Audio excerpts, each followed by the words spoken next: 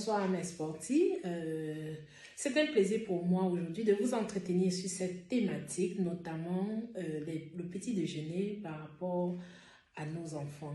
Pour les élèves, qu'est-ce qu'il faut mettre dans le sac comme petit casse-croûte pour emporter à l'école? Qu'est-ce qu'il faut prendre dans la matinée pour être effectif à l'école, pour garder cette énergie dont on a besoin pour être concentré pendant les cours? C'est le thème de ma vidéo, même avec un peu de retard, mais nous sommes encore au mois de septembre et la rentrée vient à peine de commencer. Je suis sûre qu'il y a beaucoup de parents encore qui n'ont même pas encore acheté les fournitures scolaires. Et pour vous qui vous êtes bien organisés et qui avez déjà fait un pas dans ce sens, je vous dis bravo. Je suis Sidonie Bic, je suis nutritionniste diététicienne et coach sport. Mon objectif, toujours la santé, et la santé est encore toujours la santé.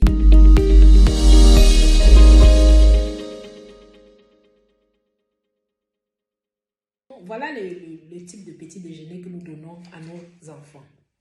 Au point 1 se trouve le pain chargé avec du spaghetti, c'est-à-dire féculent et féculent. Les deux, ce sont du sucre qui va atterrir directement dans le sang et l'enfant va avoir une source d'énergie assez élevée, des calories assez élevées, mais ça ne va pas durer parce qu'après il y a chute d'énergie et directement l'enfant a faim. Donc il est dans l'incapacité de se concentrer à l'école.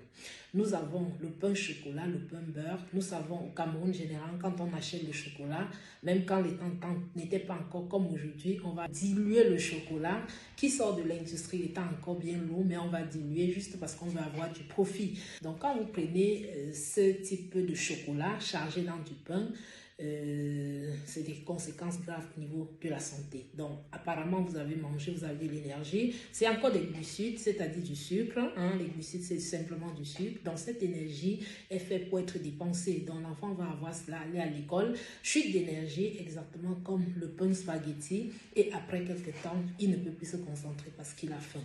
Nous avons le bâton, hein. Dans certaines familles on met le bâton dans le sac de l'enfant et nous allons avoir les mêmes conséquences. Donc tout ça c'est des féculents. On ne va pas dire que c'est mauvais, pas du tout, parce que ça procure de l'énergie à l'enfant. Mais ce qui est mauvais dans ce type de consommation, dans la consommation uniquement des glucides, c'est que le taux d'énergie va être élevé, mais après un certain temps, parce que le taux de sucre va chuter rapidement dans le sang, il y aura baisse d'énergie et l'enfant aura encore faim.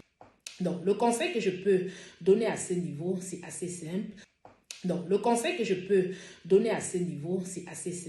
Achetez ce qu'on appelle les petites boîtes pour mettre le petit déjeuner de vos enfants. Je vais prendre un exemple assez simple, la carotte. Si vous prenez la carotte, vous n'avez pas besoin de préparer. Donc, on va juste râper la carotte. Pourquoi la carotte? La carotte est très riche en vitamines, hein, que ce soit E, A, D, très très complet. Ça rééquilibre au niveau du cerveau. L'indice glycémique est assez faible, c'est-à-dire le taux de sucre est assez faible, aussi très faible en calories, parce que 100 grammes de carottes, c'est presque 50 kilocalories, ce qui est presque insignifiant. Nous avons les concombres.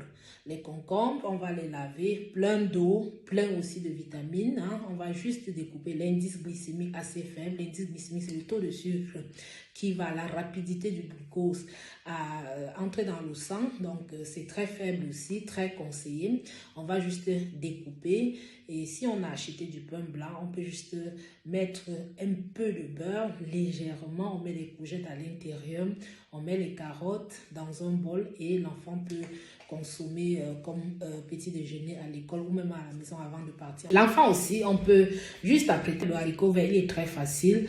Une goutte d'huile dans une poêle Tefal, on peut faire griller 100 grammes ou alors plus, vous pouvez mesurer dans la poignée de la main, 2 poignées de haricots verts, vous faites griller à la vapeur, donc le temps de cuisson est assez très court et vous mettez dans un bol, votre enfant va manger à l'école accompagné d'un bout de pain aussi, ça fait que l'enfant aura mangé pas seulement les glucides, mais aussi les légumes qui contiennent des vitamines qui vont rééquilibrer l'enfant, qui vont fournir l'énergie, les nutriments dont l'enfant a besoin pour être concentré, être rassasié longtemps. Nous avons aussi les salades, dont les laitues. Les laitues, c'est disponible dans nos marchés à faible coût. On peut apprêter aussi cela. Et tout ceci à la veille, tous les aliments dont je viens de citer, on peut les apprêter à la veille et mettre dans les bols. Le lendemain, on prend juste, on donne à l'enfant et il s'en va à l'école, donc sans trop de complications. En plus de cela, vous pouvez faire bouillir les œufs à la coque. C'est très très riche en protéines parce que l'enfant a besoin aussi des protéines pour les os. Donc faites bouillir les œufs. On peut faire bouillir les œufs même à la veille pour que l'enfant juste le matin puisse prendre et aller à l'école. Donc tous ces aliments dont je viens de citer, déjà sur le plan économique, il n'y a pas de feu, on n'utilise pas le gaz. En dehors des œufs, c'est 3 minutes pour faire bouillir les œufs. Donc, vous voyez que vous n'avez pas besoin de faire cuire des choses assez longtemps pour apprêter le petit déjeuner de l'enfant. Et tout ceci est disponible, que ce soit au Cameroun, que ce soit au Bénin, que ce soit en Côte d'Ivoire. Dans tous nos marchés, nous trouvons ces aliments. Je conseille même généralement d'acheter bio, d'acheter chez les paysans de votre coin parce que là, on est sûr de la provenance puisque de plus en plus, les toxines, on cultive avec les pesticides et autres. Donc, nous voulons, en tant que nutritionniste, notre objectif, c'est de mobiliser, de sensibiliser la population pour manger plus bio, les produits de région, les produits de proximité, puisque les gaz carboniques ne sont pas surchargés dans ces aliments. Donc, il y a l'avocat aussi, qui est un très très bon aliment. L'indice glycémique de l'avocat est égal à 0, donc pas de sucre dans l'avocat. Très conseillé, le matin, vous pouvez prendre un bout de pain, pour votre enfant, vous découpez l'avocat. Si vous ne chargez pas directement dans le pain, vous mettez l'avocat dans le bol, vous coupez les tomates, vous mettez au-dessus des avocats, un peu comme une petite salade, vous mettez dans un bol et un bout de pain à côté, dans un autre petit bol et une petite fourchette ou une petite cuillère. Pendant la pause, votre enfant va juste prendre cela, manger, étant équilibré. Donc, le plus souvent, on pense plus à qu'est-ce que l'enfant va manger, alors que le premier élément qu'on devrait mettre dans le sac de notre enfant, c'est l'eau. Pourquoi l'eau? Il y a plein d'enfants qui vont à l'école, qui n'ont que du pain dans le sac, qui n'ont que des bâtons, ainsi de suite dans le sang, mais qui n'ont pas d'eau, alors que l'eau représente 70% de notre corps. Donc, achetez, s'il vous plaît, chers parents, des bouteilles d'eau, des bouteilles bien faites où vous pouvez mettre l'eau, veillez à ce que votre enfant prenne de l'eau sur lui, veillez à ce que votre enfant boive suffisamment. La plupart du temps, quand on se sent déséquilibré, c'est parce que le corps manque de l'eau pour travailler. Le corps a besoin de l'eau pour réguler la température, le corps a besoin de l'eau pour la digestion. Nous avons une très grosse machine au fond de nous et sans l'eau, le corps ne peut rien, que ce soit au niveau des enzymes, des tissus, des cellules, des organes.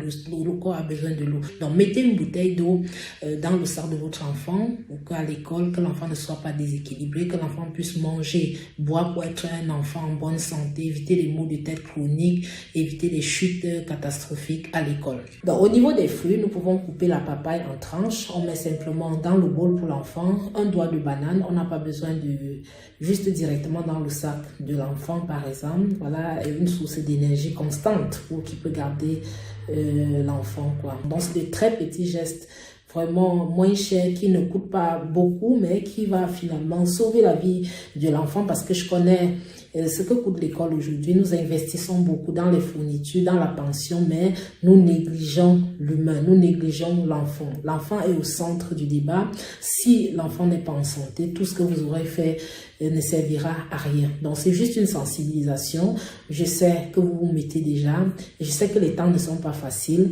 C'est juste pour vous mobiliser, pour ouvrir vos yeux et vous montrer les possibilités qu'il y a autour de vous, parce que je sais que c'est pas manque de connaissances. Pour me résumer, arrêtons de mettre seulement du pain dans le sac des enfants. Le pain n'a rien d'autre que des calories. Le pain n'est rien d'autre que du sucre. Donc, un peu de pain et l'avocat, on peut mettre à côté. On peut faire de petites salades. On n'a pas besoin de cuire. Très facile, très moins cher, puisque le coût de vie devient de plus en plus élevé. Le coût de vie devient de plus en plus cher.